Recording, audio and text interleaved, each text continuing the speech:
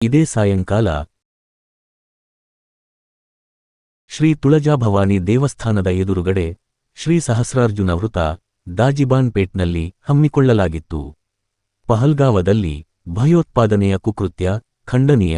ಕಾಶ್ಮೀರದ ಮನಮೋಹಕ ಸೌಂದರ್ಯ ಸವಿಯಲು ಹೋದ ಭಾರತೀಯ ಪ್ರವಾಸಿಗರನ್ನು ಮುಸ್ಲಿಂ ಭಯೋತ್ಪಾದಕರು ಭಾರತೀಯ ಸೇನೆಯ ಉಡುಪು ಧರಿಸಿಕೊಂಡು ಬಂದು ಧರ್ಮವನ್ನು ಕೇಳಿ ಬಟ್ಟೆ ಬಿಚ್ಚಿ ಬಿಚ್ಚಿ ಕಲ್ಮಾ ಓದು ಎಂದು ಹೇಳಿ ಹಿಂದೂ ಎಂದು ದೃಢಪಡಿಸಿ ಗುಂಡಿಟ್ಟು ಕೊಂದಿರುವ ಈ ಕೃತ್ಯವನ್ನು ಹಿಂದೂ ಧರ್ಮದ ಪ್ರತಿಯೊಬ್ಬರು ಖಂಡಿಸುತ್ತಿದ್ದಾರೆ ಮತ್ತು ಈ ಕೃತ್ಯದಲ್ಲಿ ಪ್ರಾಣ ಕಳೆದುಕೊಂಡವರ ಆತ್ಮಕ್ಕೆ ಶಾಂತಿಗಾಗಿ ಶ್ರದ್ಧಾಂಜಲಿ ಸಲ್ಲಿಸಿದರು. ನಾವು ನಿಮ್ಮ ಜೊತೆಗಿರ್ತೀವಿ, ಕಷ್ಟದೊಳಗೂ ಇರ್ತೀವಿ, ಸುಖದೊಳಗೂ ಇರ್ತೀವಿ ಈ ಸಂದರ್ಭ ಹೇಳಿ ರಾಜ್ಯದ SSK ಸಮಾಜದ ಅಭಿವೃದ್ಧಿ ಹೋರಾಟ ಸಮಿತಿ ಅಭಿವೃದ್ಧಿ ಅಧ್ಯಕ್ಷರ ಸಂಚಾಲಕರಾದಂಥ ಹನುಮಂತನ ನಿರಂಜನ್ ಅವರು ಈ ಶ್ರದ್ಧಾಂಜಲಿಯ ಉದ್ದೇಶಿಸಿ ಮಾತಾಡಬೇಕು.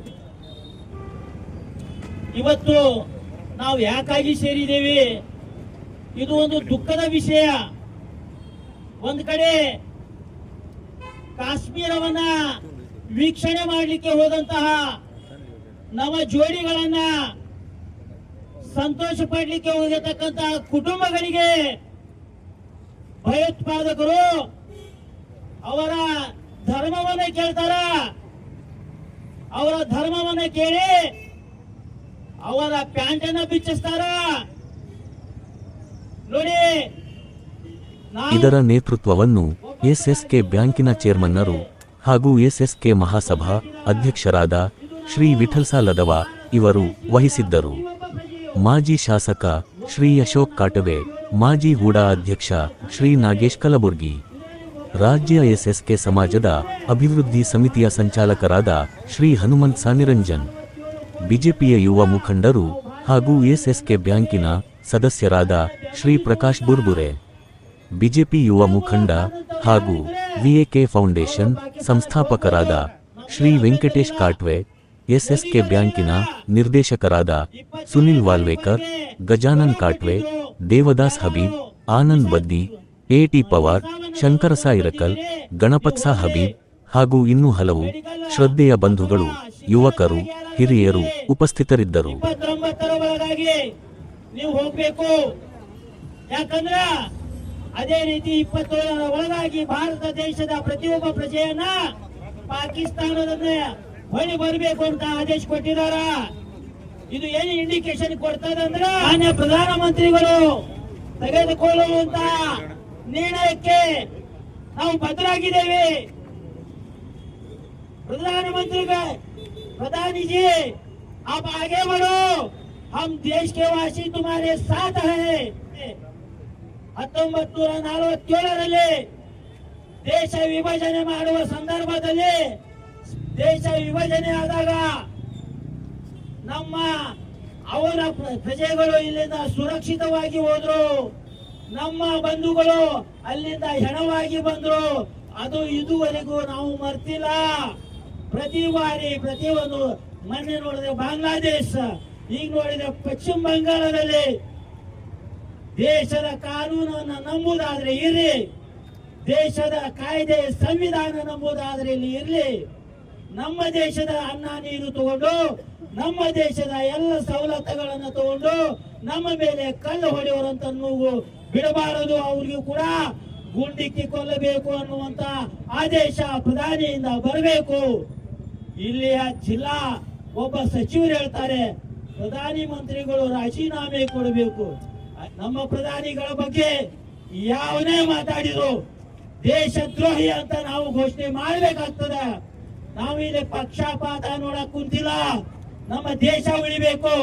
ದೇಶ ಉಳಿದರೆ ಮುಂದೆ ನೀವು ರಾಜಕೀಯ ಮಾಡ್ತೀರಿ. ನಿಮ್ಮ ರಾಜಕೀಯ ಮಾಡುವ ಸಲುವಾಗಿ ಈ ಮುಲ್ಲಾಗಳನ್ನ ನೀವು ಸಪೋರ್ಟ್ ಮಾಡುವುದಕ್ಕೆ ಏನಾದರೂ ನೀವು ಹೇಳಿಕೆ ಕೊಟ್ರೆ ಭವಿಷ್ಯದಲ್ಲಿ ನಿಮಗೂ ಕೂಡ ಕತ್ತ ಮಾಡಿ ಬದುಕುವಂತ ದಿನ ಬರ್ತದೆ ಅನ್ನುವಂತ ಎಚ್ಚರಿಕೆ ಮಾತನ್ನು ಕೊಡುತ್ತಾ ಭಾರತ್ ಮಾತಾ ಕಿ ಜೈ, ಭಾರತ್ ಮಾತಾ ಕಿ ಜೈ. ಎಲ್ಲರೂ ಕ್ಯಾಂಡಲ್ ತಗೋಬೇಕು. ಕ್ಯಾಂಡಲ್ಸ್ ಇದಾವ ಕೊಡ್ರಿ. ಜೈ ಶ್ರೀರಾಮ್, ಜೈ ಶ್ರೀರಾಮ್, ಜೈ ಶ್ರೀರಾಮ್, ಜೈ ಶ್ರೀರಾಮ್. ಭಾರತ್ ಮಾತಾ ಕಿ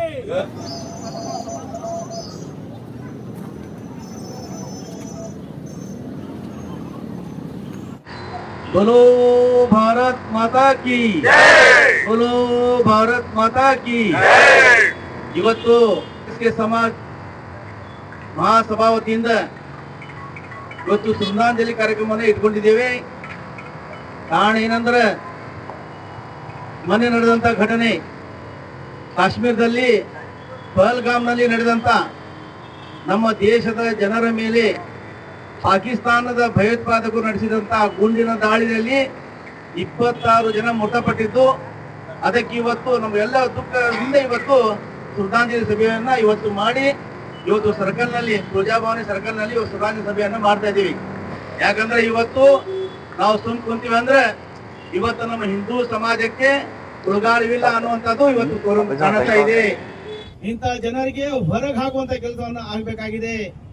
ಹಾಗಾಗಿ ಇವತ್ತು ನರೇಂದ್ರ ಮೋದಿಜಿಯವರು ಸ್ಪಷ್ಟವಾಗಿ ಹೇಳಿದ್ದಾರೆ, ನಾವು ಯಾವುದೇ ಪರಿಸ್ಥಿತಿಯಲ್ಲೂ ಸಹಿತ ನೀರನ್ನ ಬಿಡುದಿಲ್ಲ ಅಂತೇಳಿ. ಆ ಸೊಳೆ ಮಗನ ಮಗ ಹೇಳ್ತಾನೆ ಬುಟ್ಟು, ರಂಜೀರ್ ಬುಟ್ಟು ಮಗ ಹೇಳ್ತಾನೆ, ಆ ಸೊಳೆ ಮಗ ಏನ್ ಹೇಳ್ತಾನೆ ಅಂದ್ರೆ, ನೀವು ಏನಾರ ಮೋದಿಜಿಯವ್ರು ನೀರ್ ಬಂದ್ ಮಾಡಿದ್ರಂದ್ರೆ ಇಲ್ಲಿಂದ ನಾವು ರಕ್ತನ ಹರಿಸ್ತೀವಿ ಅನ್ನುವಂತ ಮಾತನ್ನ ಹೇಳ್ತಾನೆ.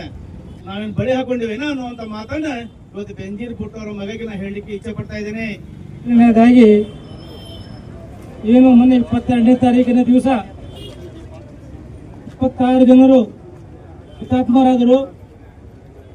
ನಮ್ಮ ದೇಶದ ಪ್ರವಾಸಿಗರವರು ಏನಿವತ್ತು ಕಾಶ್ಮೀರದಲ್ಲಿ ಶಾಂತಿ ಸುಸ್ಥಿತಿ ಅಂತೇಳಿ ಸುಮಾರು ಒಂದು 7-8 ವರ್ಷಗಳಿಂದ ಮೋದಿಯವರು ಬಂದ ಮೇಲೆ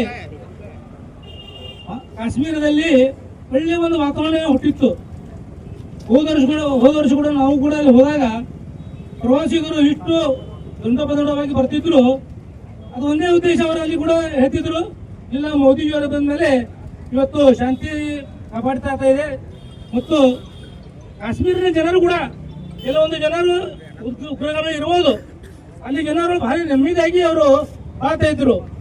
ಇಲ್ಲ ರೀ, ಮೋದಿಯವರು ಬಂದ ಮೇಲೆ ನಮ್ಮ ಒಟ್ಟು ಜೀವನ ಬಹಳ ಚೆನ್ನಾಗಿ ನಡೀತಾ ಇದೆ ಮತ್ತು ಟೂರಿಸ್ಟ್ ಬಹಳ ಜನ ಬರ್ತಾ ಇದ್ದಾರೆ, ನಾವು ಬಹಳ ಸಂತೋಷದಿಂದ ಇವತ್ತು ನಾವು ಮೋದಿಯವರಿಗೆ ನೆನೆಸ್ತಾ ಇದ್ದೇವೆ ಅಂತ ಹೇಳಿ ಅವರು ಹೇಳ್ತಾ ಇದ್ರು.